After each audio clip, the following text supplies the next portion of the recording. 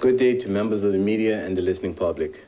Today I am pleased to formally release the May 2023 Labor Force Survey report from the Department of Statistics. The latest Labor Force Survey results show that there has been a significant positive shift in Bermuda's labor market. The data indicates that the unemployment rate was measured at 2.5%. This is the lowest recorded unemployment rate since the 2% recorded in 1980. The report contains selective indicators of labor market, including estimates of employment, unemployment, underemployment, participation, and hours worked. The purpose of the Labor Force Survey is to measure and assess the current labor force trends. It is worth noting that this report does not include comparisons to previous Labor Force Survey reports due to the comparability being impacted by methodological changes and the lack of seasonal adjustment. Additionally, it is important to emphasize that the survey is a sample, and such estimates obtained are subject to variability. As stated, Bermuda's unemployment rate was recorded at 2.5%.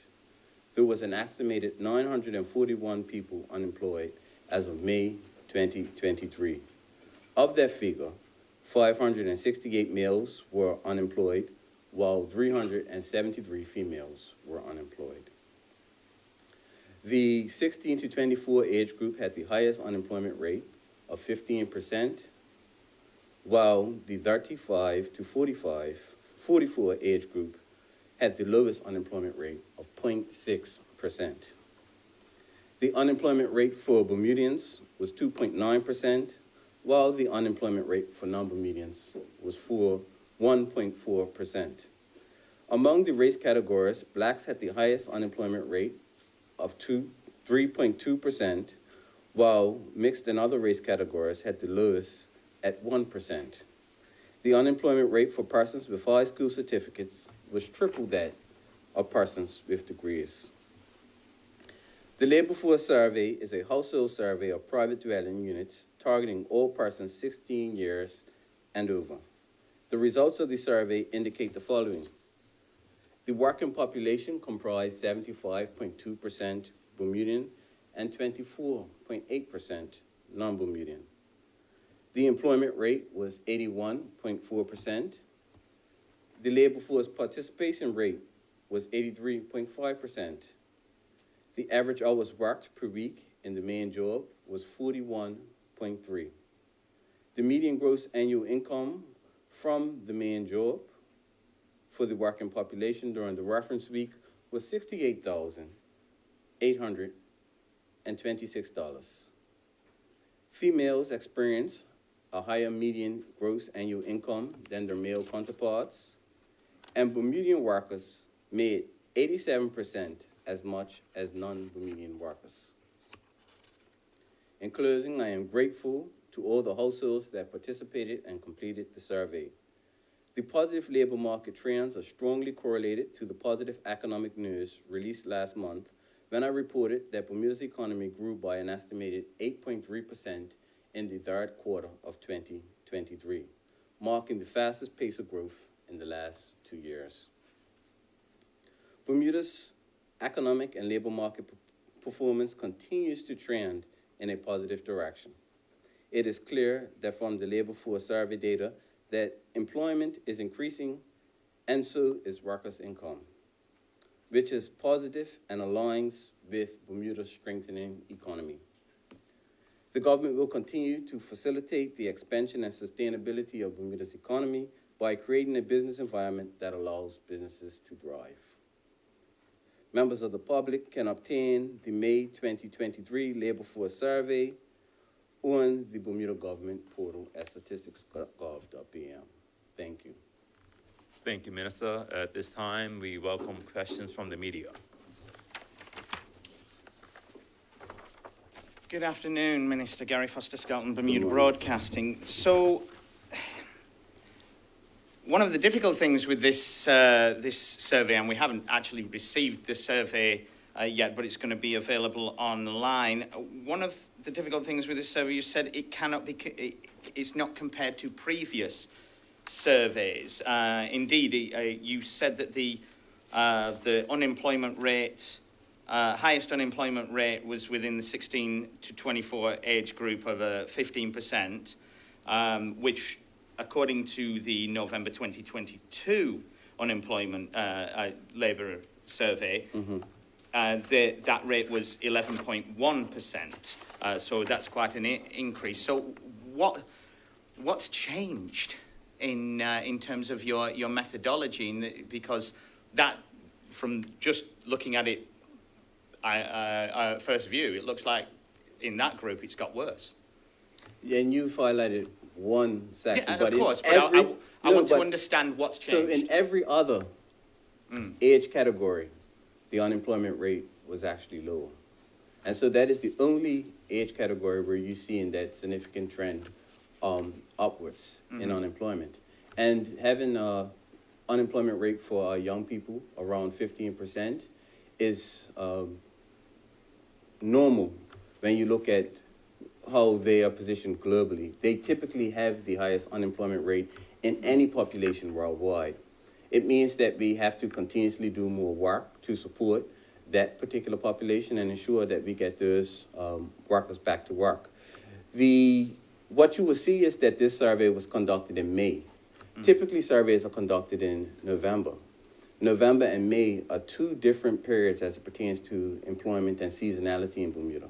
And so we were cautious to remind persons that when you're doing a direct comparison and the data is not seasonally adjusted, that you can have differences of methodology. The other thing is that the Department of Statistics continues to refine its methodology, and as a result, making adjustments to the weights in which it applies for its sampling.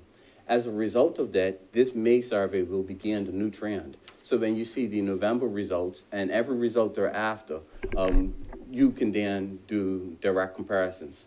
What's important is that you look at trends. And so the trend is correct.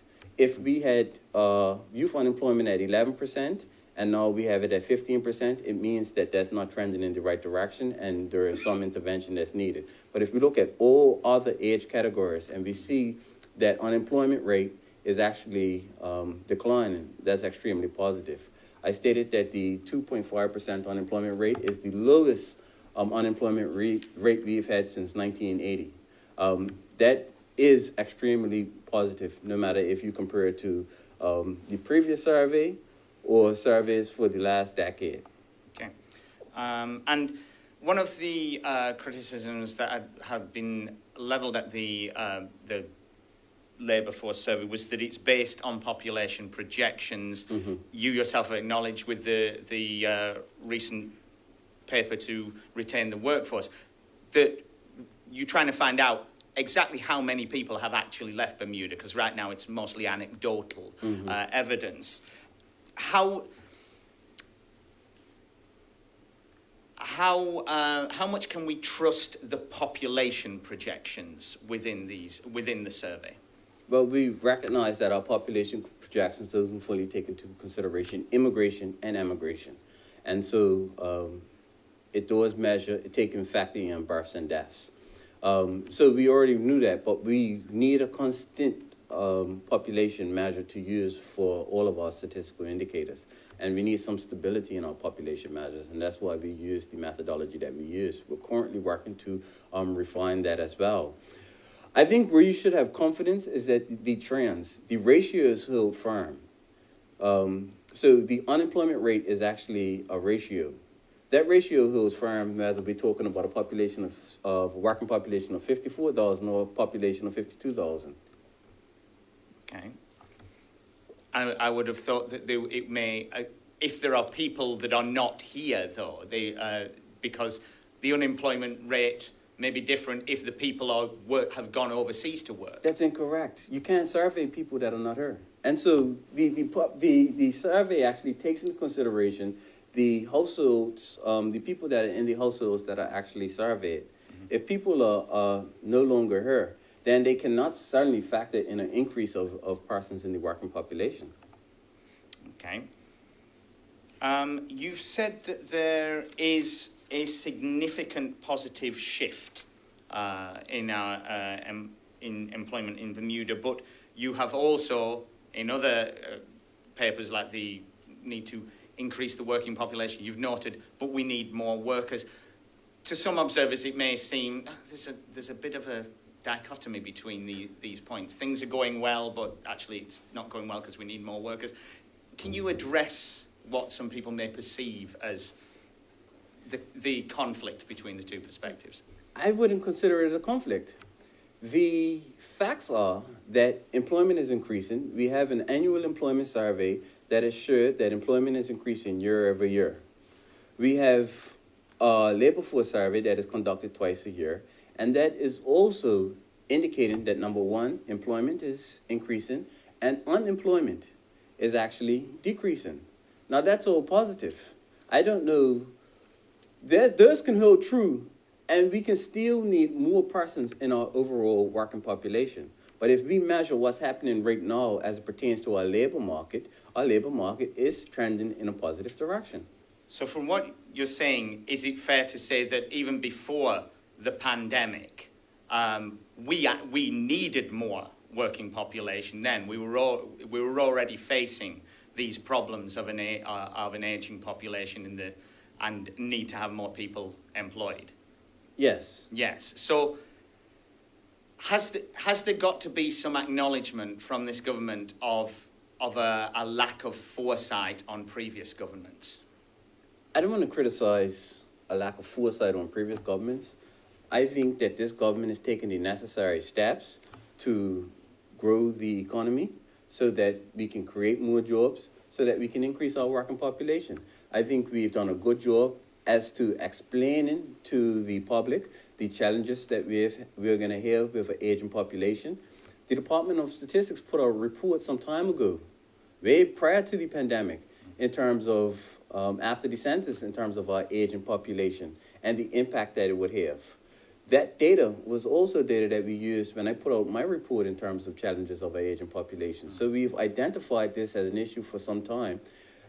Now we're taking direct steps to ensure that we mitigate against the issues that will be presented as a result of that. But you just acknowledged we've known this is a problem for some time, and we've only been getting papers to address this in the last couple of years.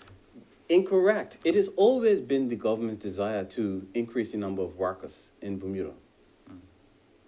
What economy wouldn't want economic expansion and an increase in workers? I don't know where any government strategy would have something contrary to that. Some critics would say that the previous PLP government, prior to the OBA government, had strategies like term limits and things like that. Is there an acknowledgement in this government that had a lack of foresight? You keep trying to go back to some time ago. The notion holds that under every PLP administration, we wanted to increase economic activity and increase jobs in the population. But isn't it fair to say that the problems we're dealing with now, we didn't get an aging population overnight. We're dealing with decisions made 20 years ago, 30 years ago, 40 years ago.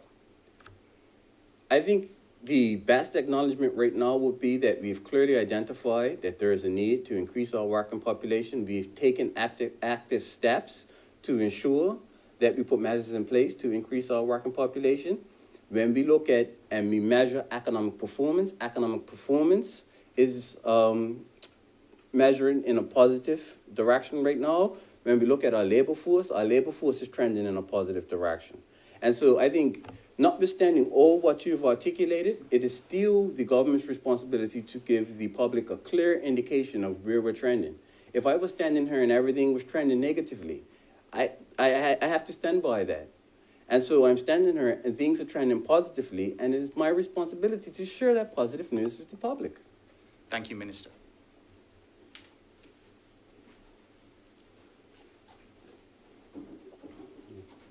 Good morning. Oliver Solomon from the Royal Gazette. Just have one question. On this bracket of people here, the ones with the high school certificates, where it says that the survey found that unemployment rate is tripled when compared to those with degrees. How does the government plan to address this going forward? Let's say like initiatives, some of the initiatives that could be put into place long term and in the short term. And so that is an excellent question. Number one, we will work hard to execute on our youth employment strategy.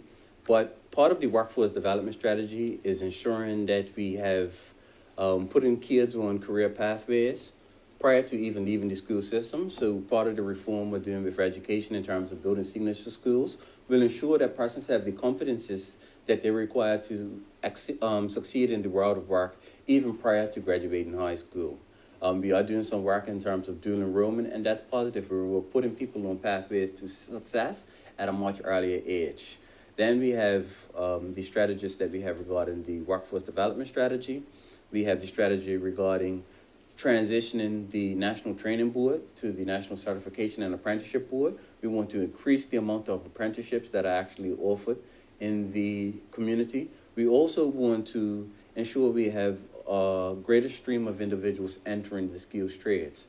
And so there's a number of areas where we have identified jobs which struggle to be filled by Bermudian employees in what I'll consider to be lower skilled service areas, that these individuals who do not have degrees can actually succeed in. But then the other thing is that there's always scope to sharpen the skills of those individuals so that they can be competitive in the workplace. So I just have a follow-up on that, on the workforce development strategy.